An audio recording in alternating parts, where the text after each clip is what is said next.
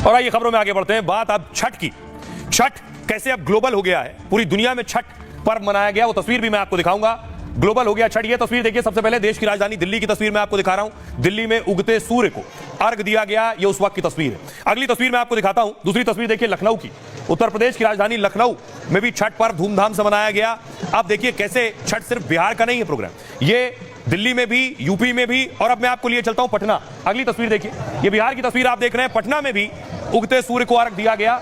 सुबह सुबह वृत्तियां पहुंची, तस्वीरों में आप देख रहे हैं, और उसके बाद अर्घ दिया गया। अब आपको लिए चलता हूं दूसरे मुल्कों में, दुबई चलिए। ये दुबई की तस्वीर आप देख रहे हैं। दुबई में भी जमकर छठ मना है। दुबई की तस्वीर आप देखिए जरा। दुबई में जो लोग यूपी बिहार के हैं, जो दुबई रहते हैं, उन्होंने भी छठ को आगे बढ़ाया है। और दुबई में देखिए किस तरह से उगते सूर्य को अर्घ दे रही हैं महिलाएं और छठ मना रही हैं। अगली तस्वीर देखिए जरा, ये ऑस्ट्रेलिया की तस्वीर मैं आपको दिखा रहा हूं। ऑस्ट्रेलिया में भी छठ मनाया जा रहा है। मेलबर्न की तस्वीर आप देख रहे हैं, ढोल नगाड़ों के साथ।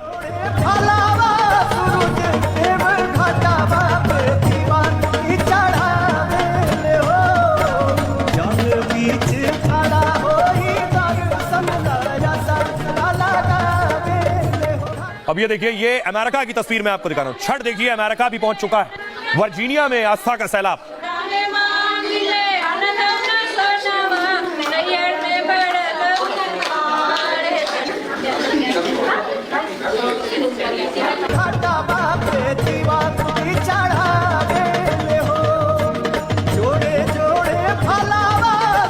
पूर्वांचल से निकलकर कहां से कहां पहुंच गया छठ।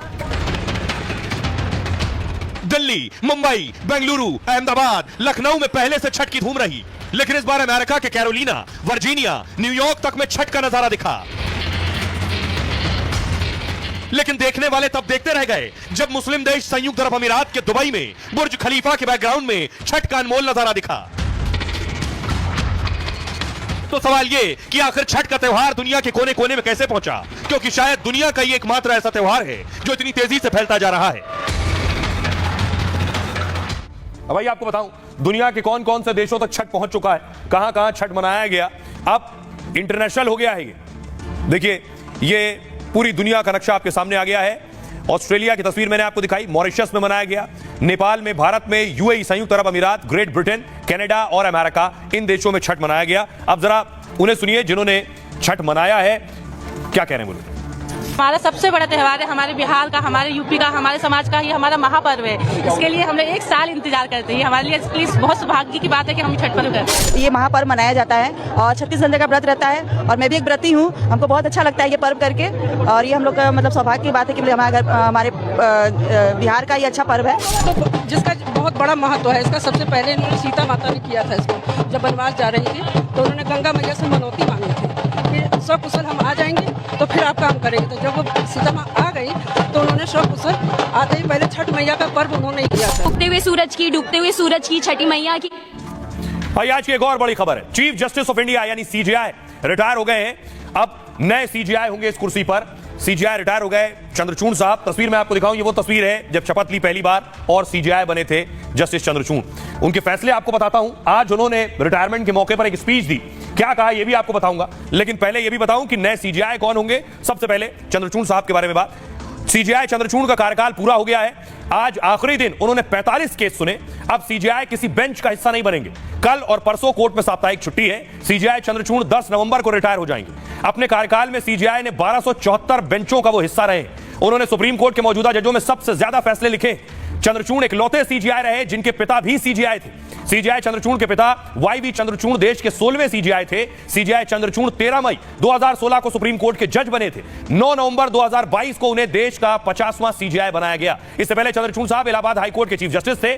CJI D Y. चंद्रचूड़ महाराष्ट्र से ताल्लुक रखते हैं। उन्होंने दिल्ली के सेंट स्टीफेंस कॉलेज से ग्रेजुएशन की डिग्री ली, दिल्ली के फैकल्टी ऑफ लॉ से कानून की डिग्री हासिल की, और हार्वर्ड लॉ स्कूल से उन्होंने लॉ में मास्टर की डिग्री हासिल की है। कौन कौन से बड़े फैसले जो उनके रहे, राम मंदिर फैसले में भी बेंच का हिस्सा थे। चुनावी बॉन्ड पर जो फैसला आया, आर्टिकल 370 पर जो फैसला आया, मदरसा कानून, से जुड़ा फैसला, वन रैंक वन पेंशन पर भी सीजेआई थे और सबरीमाला मंदिर विवाद से भी जुड़े रहे इस फैसले से। दिल्ली सरकार बनाम केंद्र सरकार जो फैसला आया वो भी उन्हीं की कलम से आया। अब आपको बताता हूं अगले सीजेआई होंगे जस्टिस खन्ना, जस्टिस संजीव खन्ना देश के 51वें सीजेआई होंगे। जस्टिस खन्ना 11 नवंबर को पदभार संभालेंगे। सीजेआई के तौर पर खन्ना का कार्यकाल 6 महीने का होगा। जस्टिस खन्ना सीजेआई के तौर पर 13 मई 2025 को रिटायर होंगे। जस्टिस खन्ना दिल्ली हाईकोर्ट के मुख्य न्यायाधीश भी रह चुके हैं। जस्टिस खन्ना ने भी दिल्ली फैकल्टी ऑफ लॉ से पढ़ाई की है। अब आपको सुनवाता हूं, सुनिए जरा। सीजेआई चंद्रचूड़ साहब का रिटायरमेंट का वक्त था तो आखिरी वक्त में उन्होंने कहा कि मैं उन लोगों में शुमार हूं जो सबसे ज्यादा ट्रोल किया गया हूं। सुनिए। I'm sure all of you are aware of the amount that I have. आप सब जानते हैं कि मुझे कितना ट्रोल किया गया। I'm probably one of the most trolled individuals and judges across the system. शायद मुझसे ज्यादा किसी जज को इतना ट्रोल नहीं किया गया। With a Shayari, and the Shayari is मुखालिफ से मेरी शख्सियत संवरती है, मुखालिफ से मेरी शख्सियत संवरती है, मैं दुश्मनों का बड़ा एहतराम करता हूं।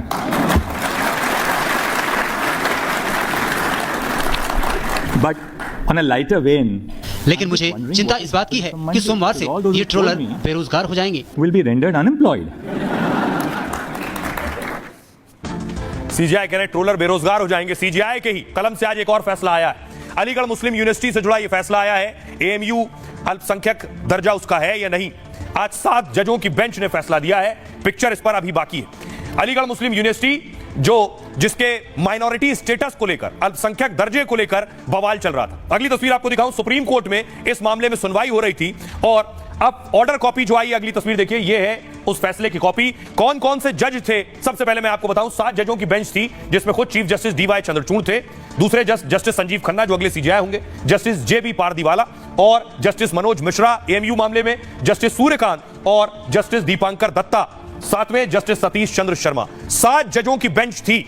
एएमयू माइनॉरिटी स्टेटस अल्पसंख्यक दर्जा उसे है, अल्पसंख्यक संस्थान है या नहीं, इस पर देखिए सुप्रीम कोर्ट के 7 जजों की बेंच से क्या फैसला निकल कर आया है। सबसे पहले आपको बताता हूं, देखिए जरा ये 7 जज।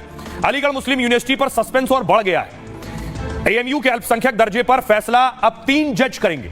सुप्रीम कोर्ट की 7 जजों की संविधान पीठ ने 4-3 से फैसला सुनाया, जिसका मतलब है 4 जजों के फैसले से 3 जज सहमत नहीं।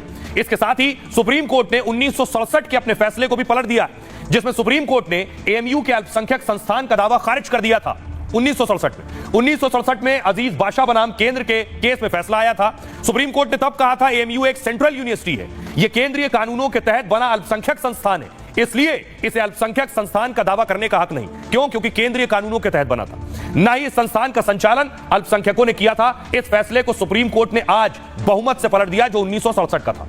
सुप्रीम कोर्ट ने कहा कोई संस्थान केवल इसलिए अल्पसंख्यक का दर्जा नहीं खो सकता क्योंकि उसे केंद्रीय कानून के तहत बनाया गया। इसके साथ ही सुप्रीम कोर्ट ने इसे 3 जजों की बेंच के पास आगे भेज दिया है। अब नई बेंच यह फैसला करेगी कि एएमयू अल्पसंख्यक संस्थान है या नहीं। अब 3 जजों की नई बेंच यह जांच करेगी कि इसकी स्थापना कब हुई, इसकी स्थापना के पीछे किसका दिमाग था।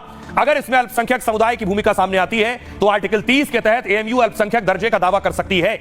विवाद कहां से शुरू हुआ? एएमयू का विवाद दरअसल 2005 में शुरू हुआ, जब एएमयू ने खुद को अल्पसंख्यक संस्थान बताया। मेडिकल के पीजी में 50% सीटें मुसलमानों के लिए रिजर्व कर दी, जिसके खिलाफ हिंदू छात्र इलाहाबाद हाईकोर्ट पहुंच गए। हाईकोर्ट ने एएमयू को अल्पसंख्यक संस्थान नहीं माना। इसी के खिलाफ एएमयू प्रबंधन सुप्रीम कोर्ट पहुंचा। 2019 में 7 जजों की बेंच को केस ट्रांसफर किया गया और इसी बेंच ने आज फैसला सुनाया है। आगे 3 जजों की बेंच अब यह देखेगी कि किस तरह का माइनॉरिटी स्टेटस का दर्जा है इस संस्थान को। जरा सुनिए क्या कुछ कह रहे हैं इस मामले में जानकार।